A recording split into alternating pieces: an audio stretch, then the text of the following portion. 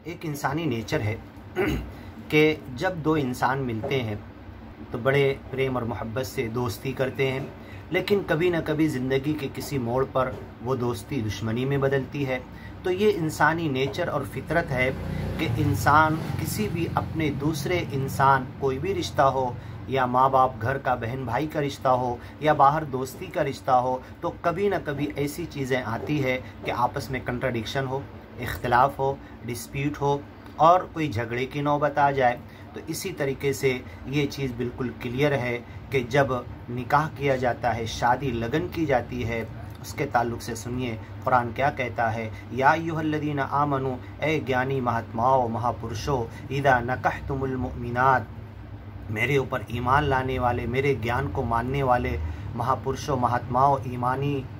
बंदो, इदा नकहतुमुल मुमिनात, जब किसी ज्ञानी औरत से तुम निकाह करो, सुम्मा तल्लक़तुमूहुन्ना, फिर नौबत ऐसी आ जाए कि मिलने से पहले, विदा होने से पहले, मुलाकात से पहले निकाह हुई, दिनों दिन में मजलिस हुई और निकाह के बाद कोई ऐसी बातें पैदा हुई कि तुमने किसी वजह से नापसंद किया और तलाक दे दिया। मिन क़ब्लि अन तमस्सूहुन्ना, उस औरत को तुमने छुआ भी नहीं, फ़मा लकुम अलैहिन्ना मिन इद्दा, तो अब उस औरत के लिए कोई इद्दत नहीं। जब इद्दत नहीं तो रुजू का मौका नहीं, क्योंकि तलाक देने के बाद अहले मक्का बार बार रुजू करते थे और ये औरत के साथ जुल्म था। अगर वो नहीं भी रहना चाहे, तलाक दे के रुजू कर लेते थे, तलाक दे के रुजू कर लेते थे, रुजू की कोई हद नहीं थी। तो अल्लाह ने सूरह बकरा की आयत अत-तलाक़ मर्रतान में कहा कि ऐसे रुजू 2 मरतबा सिर्फ कर सकते हो, अब अगर तीसरी मरतबा दोगे तो वो तुम्हारी बीवी रुजू के ज़रिए नहीं बन सकती। तो अब अगर निकाह हुआ और दोनों विदाई से पहले, छूने से पहले तलाक हो गया तो उसमें रुजू का कोई मामला नहीं।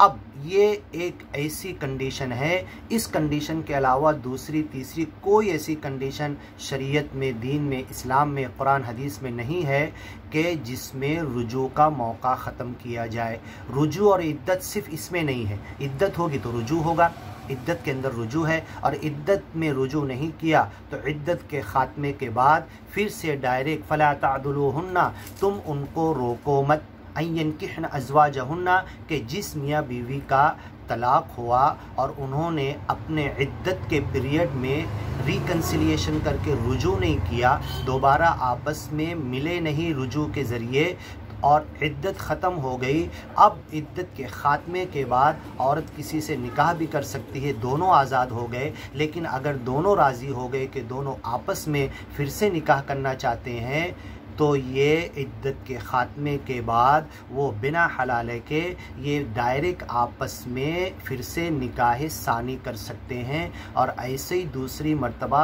निकाह सालिस कर सकते हैं। तो इद्दत के अंदर एक मर्तबा जब तलाक होता है ज़िंदगी का, अगर यहाँ जो सूरत बयान की जा रही है सूरह अहज़ाब में, सुम्मा तल्लक़तुमूहुन्ना मिन क़ब्लि अन तमस्सूहुन्ना, कि मियाँ बीवी आपस में एक दूसरे को छूने से पहले तलाक दे दिए, तो वहाँ पर तो कोई इद्दत नहीं, और कोई इद्दत नहीं तो रुजू का सवाल नहीं। लेकिन जब जिस औरत को तलाक देने के बाद इद्दत शुरू होती है तो उस इद्दत में दूसरा तलाक नहीं, इद्दत शुरू होगी। और 2 ऑप्शन कुरान देता है, फ़इम्साकुम बिमारूफ़, इद्दत में भले तरीके से रोक लो, और तसरीहुम बिइहसान, या अगर नहीं तो इद्दत ख़त्म होने का इंतज़ार करो, उसके बाद एहसान के साथ उसी पहले तलाक में उसको रुखसत कर दो। उसके बाद फिर तुम्हें दोबारा अक़्द जदीद का हक़ होगा, सानी दूसरे निकाह का हक़ होगा, और अगर ये और 2 मरतबा ये हक़ होगा तो 2 मरतबा रुजू इद्दत में, और इद्दत के ख़ात्मे के बाद 2 मरतबा अक़्द जदीद का हक़, इसे कोई नहीं छीन सकता। मोहम्मद पैगंबर भी कभी इसके ख़िलाफ़ कोई फ़ैसला नहीं दिए। इसीलिए जब एक सहाबी आए और उन्होंने अपने तकरार तलाक़ को इस बात पर साबित करने की कोशिश की और ये समझा कि मेरे तकरार तलाक़ से अब इद्दत नहीं रही या इद्दत के बाद रुजू का हक़ नहीं रहा, और अब मैं रुजू नहीं कर सकता, तो अल्लाह के रसूल ने कहा अयुलअबु बिकिताबिल्लाहि व अना बैन अज़हुरिकुम, क्या अल्लाह की किताब के साथ खिलवाड़ किया जाएगा, कुरान के कानून के साथ खिलवाड़ किया जाएगा। कुरान का कानून ये नहीं है कि जो 3 अलग अलग मर्तबे का तलाक है, 3 अलग अलग वक्त का तलाक है, उसे एक साथ देकर तुम अपने चांस को ख़त्म कर लो, ये कुरान की मुराद नहीं है, बल्कि वो एक प्रोसीजर है। उस प्रोसीजर के साथ जब तलाक होगा उसके बाद इद्दत शुरू होगी। इद्दत में कुरान के 2 ऑप्शन, या तो इद्दत गिनते रहो व अहसुल इद्दा, और बड़े